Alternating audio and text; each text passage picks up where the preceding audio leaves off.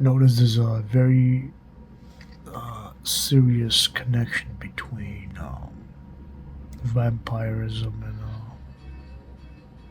cross fiction.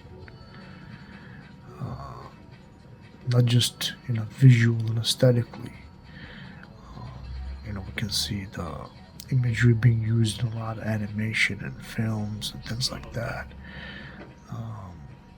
But there's a direct paradoxical connection between vampirism and cross-fictional blood rituals, where the drinking of innocent blood and consuming of the flesh can grant one eternal salvation, whereas the other one gets eternal damnation.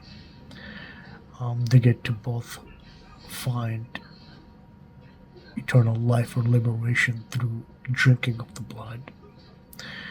They both sleep undead. There's a factor. There's also a correlation of waking up from the dead, the cryptic element of it. We can see a lot of correlation between vampirism and cross-fiction. A lot of media and mythology use a lot of films and everything. They use a lot of crosses to penetrate the vampire's chest or the brain, sometimes to destroy, the only way to somehow destroy the vampire. So there's an obvious paradoxical nature to this. If one were to investigate further between the correlation between the blood rituals commodified into these mythological bubblegum frenzy, we can see that there's also an element of kind of a cloak, unholy spirit and element, where one is able to perhaps shapeshift or kind of disappear, things like that.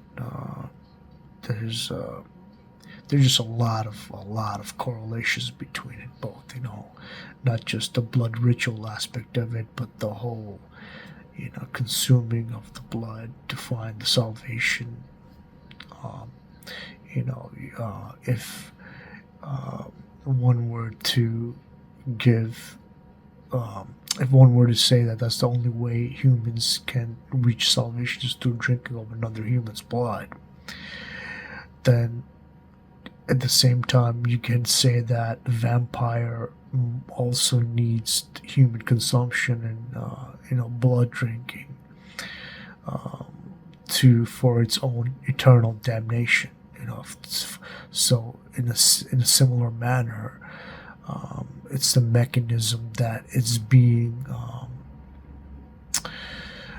the mechanism itself is what keeps these things alive, rather than